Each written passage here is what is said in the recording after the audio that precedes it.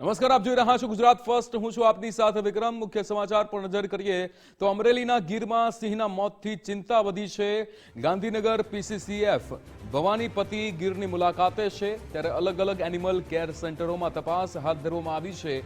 બેબીસિયા virus ન હોવાથી one વિભાગમાં દોડધામ મચી છે, ત્યારે જસાધાર સેન્ટરમાં વધુ 2 સિંહ બાળના મોત થયા છે। પીસીસીએફ ભવાનીપતિએ સિંહ બાળના મોતની પુષ્ટિ કરી છે।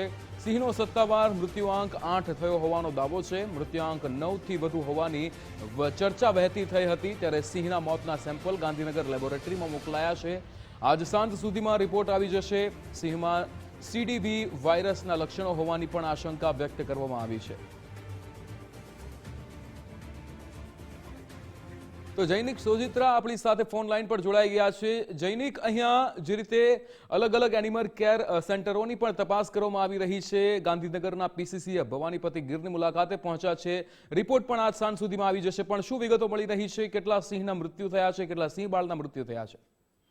હાલ આ ઘટના છે ગીર પૂર્વ અને ગીર પશ્ચિમ વિસ્તારમાં સિંહોના સતત થઈ રહેલા મોતને લઈને ચિંતાઓ હાલ વધી રહી છે। વન વિભાગ અને ગાંધીનગરની ટીમો સતત તપાસમાં લાગી ગઈ છે। હાલ અત્યારે સત્તાવાર માહિતી જે વન વિભાગ છે પીસીસીએફ ભવાનીપતિએ છે તેને 8 સિંહોના મોતને લઈને અને 2 બાળ સિંહોના મોત થયા હોવાની છે માહિતી આપી છે, સત્તાવાર માહિતી આપી છે। હાલ ટૂંકમાં 9 થી વધુ મળતી માહિતી મુજબ છે સિંહોના મોત થયા હોય તેવી માહિતી એવી, પણ સત્તાવાર રીતે વન વિભાગે છે 8 જ મોત થયા હોવાનું સ્વીકાર્યું છે। આ સમગ્ર ઘટના જે છે અમરેલી અને ગીર સોમનાથ જિલ્લાની વચ્ચે વિસ્તારોમાં બની રહી છે। સિંહોના સેમ્પલ ગાંધીનગરની લેબોરેટરીમાં મોકલવામાં આવ્યા છે અને આગામી 24 કલાક અથવા તો આજ સાંજ સુધીમાં રિપોર્ટ આવવાની શક્યતા વ્યક્ત કરવામાં આવી છે। રિપોર્ટ આવ્યા બાદ જ સિંહોના મોતની પાછળનું કારણ છે સાચું તે બહાર આવશે। પણ જેની અત્યારે આ જે સિંહોના એક બાદ એક મૃત્યુ થઈ રહ્યા છે, ઘણા સિંહને ક્વોરન્ટાઇન પણ કર્યા હશે, એવી પણ વિગતો આવી હતી। હા, સાચી વાત છે, પણ હાલ જે મોતનું કારણ છે તે સામે આવ્યું નથી। હાલ જે આ ઘટના બની છે તે સિંહોમાં જોવા મળતા લક્ષણો સીડીવી જેવા ગંભીર અને ચેપી રોગ સાથે મળતા આવે છે। વર્ષ 2018 દરમિયાન ધારી પંથકમાં સીડીવી જેવી બીમારી ફેલાતા 23 થી પણ વધુ સિંહોના મોત થયા હતા, જેને લઈને ફરી એકવાર વન વિભાગ સતર્ક થયું છે અને હાલ સિંહોને છે તે ક્વોરન્ટાઇન કર્યા છે। વધુ સિંહોમાં રોગચાળો ફેલાય નહીં તેને લઈને વન વિભાગ હાલ સતર્ક થયું છે।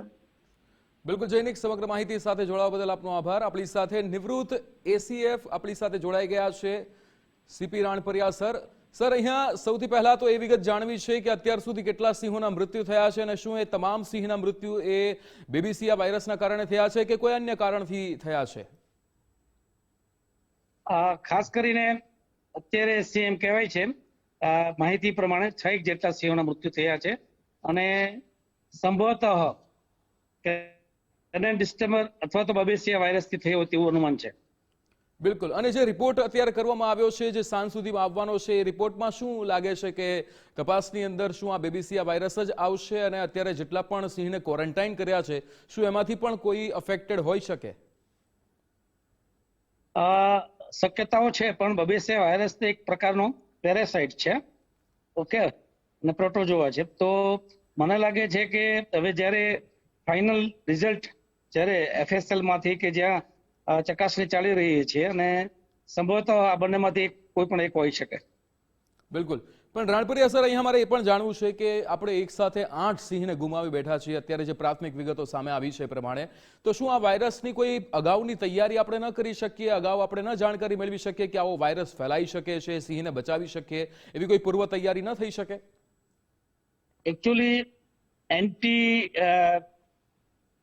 જે વાયરસ ઇન્જેક્શન્સ અને તૈયારી ડિપાર્ટમેન્ટ હોય જ છે, પણ સંભવતઃ આજુબાજુના પર્યાવરણ, ખાસ કરીને અત્યારે ગરમીની સિઝનની અંદર આ જે સિંહ જેવા બિગ કેટ પ્રાણીઓને ઘણીવાર એની સેન્સિટિવિટી ઉપર અસર થતી હોય છે અને ખાસ કરીને વાતાવરણ જે છે એ ખૂબ જ એનો મહત્વનો રોલ છે। એટલે ગમે તે તમે કાળજી રાખો, અને અત્યારે આપને બધાને ખબર છે કે 30,000 ચોરસ કિલોમીટરની અંદર આપણો સિંહ વિચરે છે, એટલે સંભવતઃ ગમે ત્યાં કોઈ પણ 2-5 એમાંથી 0.5% 5% જેટલા સિંહોને ઘણી વખત એની જે ઇમ્યુનિટી ડાઉન થયો એના કારણે બનવાના સંભવતઃ શક્યતાઓ છે। બિલકુલ બિલકુલ સીપી રાણપરિયા સર, આપ ગુજરાત ફર્સ્ટ સાથે જોડાયા એ બદલ આપનો આભાર।